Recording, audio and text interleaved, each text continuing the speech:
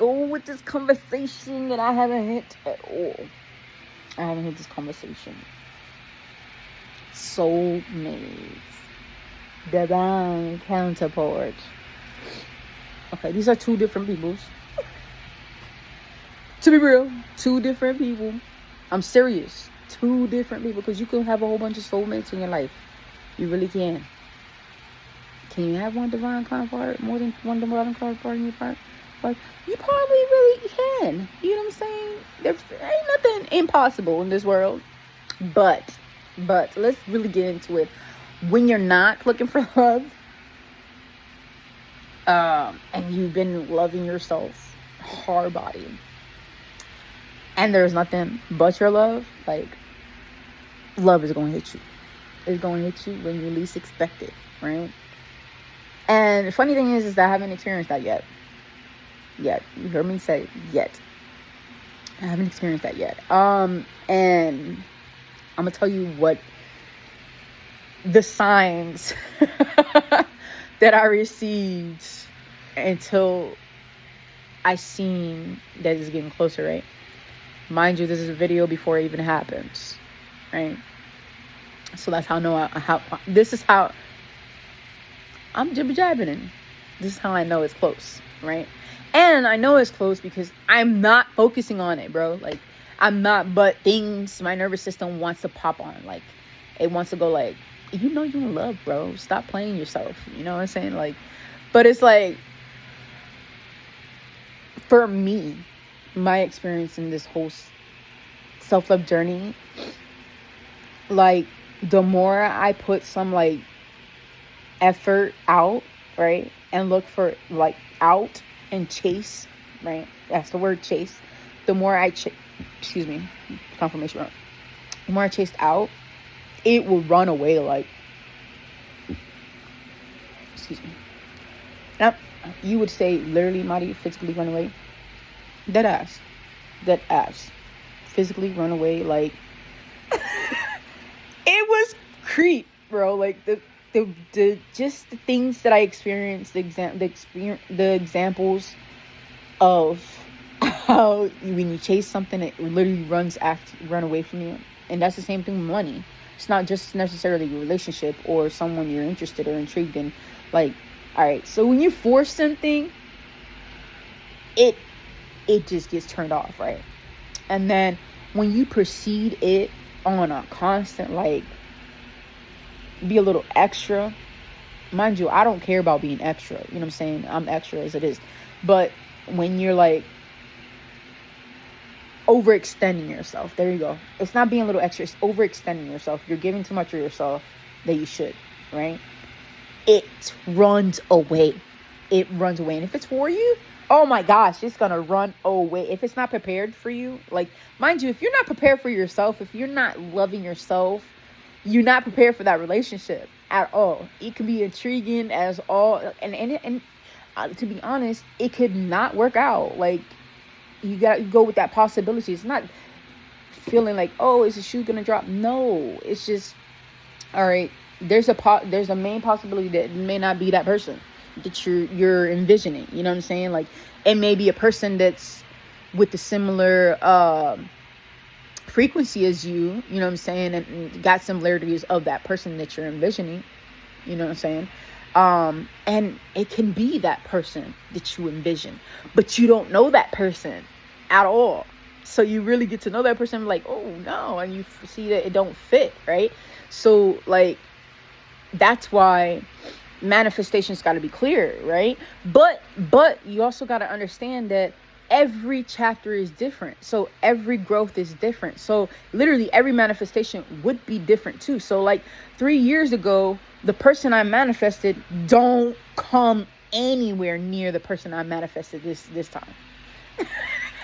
Nowhere near. Like, maturity level, like, the way nothing, because I was just going by egotistical perspectives and perspective that I took. You know what I'm saying? And now I know who I am, and I don't need anything, and I don't want my partner to need anything from me, in the sense, like, you wouldn't need it it's already there. Like, it should be, all right, I want it. You know what I'm saying? But not, you don't need me to survive or to live or to love or to keep moving. You don't need none of that. I'm not your savior. You know what I'm saying? So, and the same thing for them to me. You know what I'm saying? And before, it was like, I was the savior. And it didn't work out. Like, I got to meet these beautiful individuals, which I'm so grateful for. And I got to experience that, right? When I seen it don't mix, bro, it don't. That's why it's good to experience something that you're really intrigued by, for real. Like, just like with the whole polyamory. I was intrigued by the polyamory because I'm like, man, at one point I liked both, right? And I'm like, that would be awesome if I had a girlfriend and a boyfriend, right? And we were just, you know, having a good ass freaking relationship, being together, right? And then I tried it, guys. I tried it. Yeah. Then I learned I was too jealous to have that happen. Or it wasn't even the jealousy, to be real honest and transparent about that whole situation. It wasn't jealousy. It was the fact that I was really mad at the fact that I wanted 100% of the person, and I wasn't getting 100% of the person. I was just getting 50% of the person. I was giving the person 100%. And the person that she was giving 100% to was not giving her 100% at all. He maybe gave you 10%. And I didn't like the fact that he didn't truly love her. You know what I'm saying? I seen it. But yeah, that was the whole situation there. That's why it didn't work out there. And I'm not saying that, no, hell no, we're not doing that polyamory shit. And if it does happen, you know, it happens. But by all means, I've been there, tried that, don't like it. But I was experiencing it. I got to experience it. And I got to experience these beautiful souls as well in that relationship. So we're back at, if love is calling you, and you've done the work, it's coming. It's coming whether you want it or not, to be real. And to be real, if you're getting this message, you want it. You secretly want it. Deep down inside of you, you really want it because you got this message. And how do I know this? Because by experience. Because I desired it on a low. And these freaking messages came over and over. I'm like, oh, shut up. I don't care. And in reality, I did care. I loved it. Like, but it was like, this is what sucks. Because if you don't use your discernment and you stay indulging in that, bro, you believe whatever. Like, and then shit don't go right.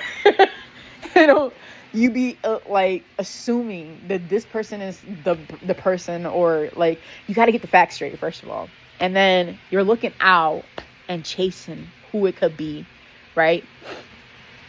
And I learned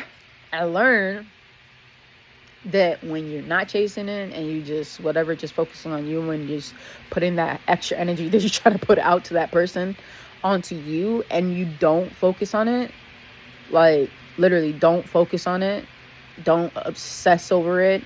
And there's two type of obsession. There's the obsession that would lead you into a ill intention, and there's obsession that'll lead you to a beautiful intention. And I'm talking about obsession like to see another person grow, to see the person happy, like, you know, like it's just for somebody to do good, you know.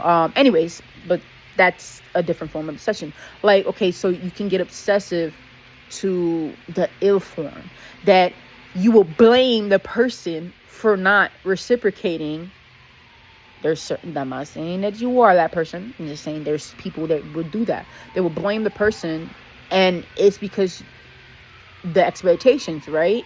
And self-sabotage, because you expected this person to do this because you've been listening to this, right? And that's where your focus was on, right? But if you really focus on you and how everything's moving, you know what resonates with your life. So you'll be able to see what really fits with you and what doesn't fit with you. And then if you want to, trust me, you don't want to, because it's like reading ahead on a story. Trust me, I know by experience. It's like reading ahead on a story. If you want to, you can logically see how it all connects and then see who it could be. You know what I'm saying? But that's also focusing outside, and that's also chasing outside of you when everything is inside of you. You don't have to chase what's for you and who's for you. You don't. And the funny thing is that I've heard messages, oh, now like when you sit, they chase you.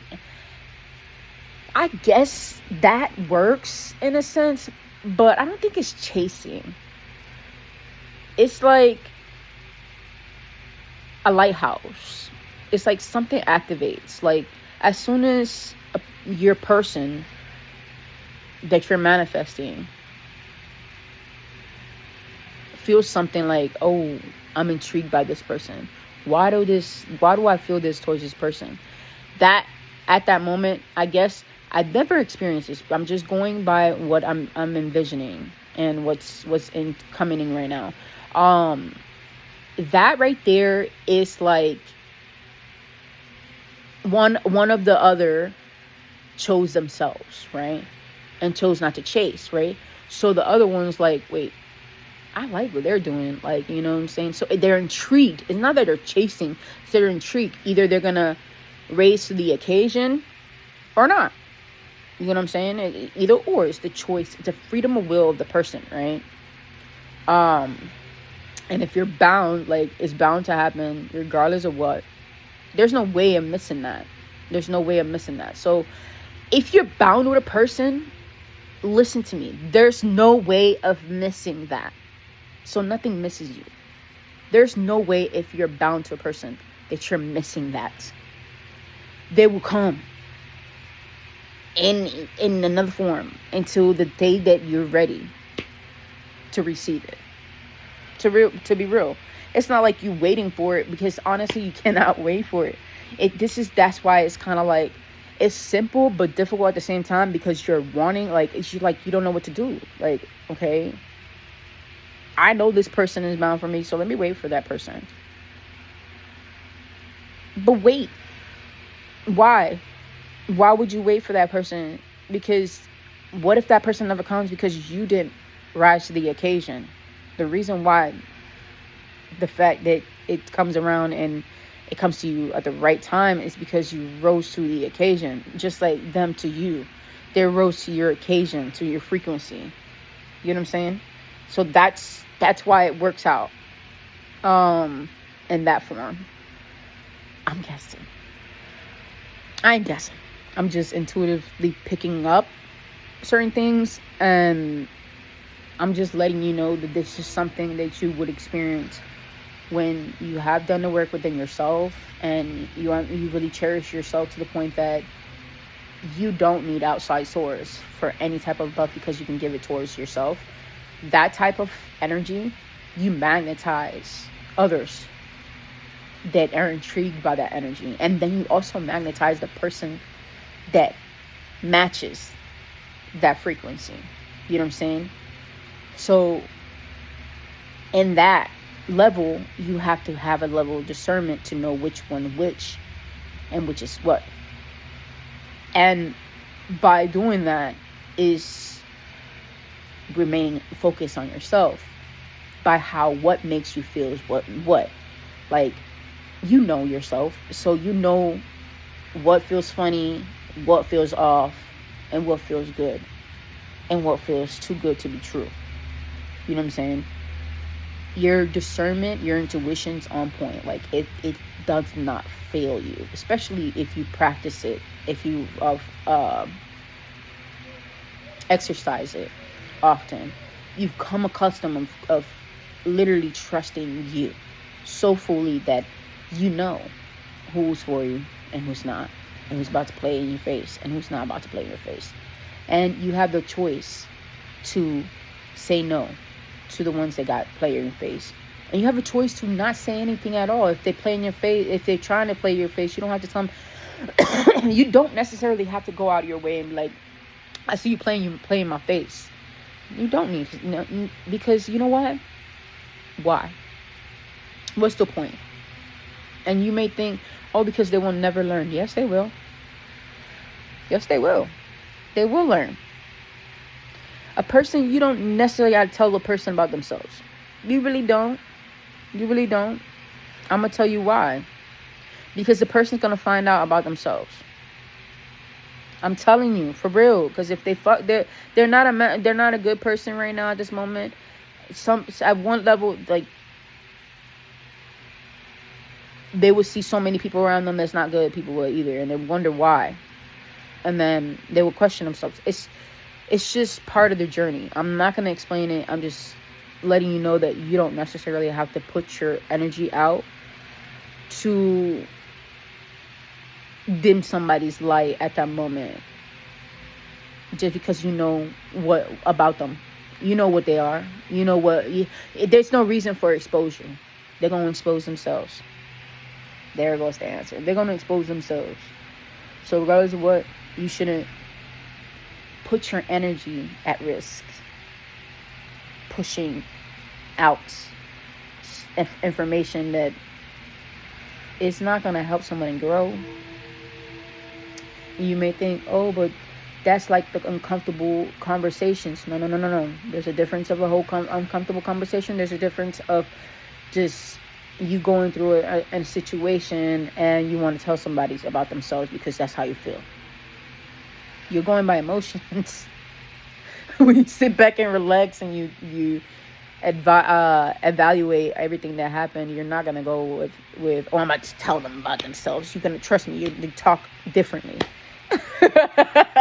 So that's what I mean by that. There's a time and place where you could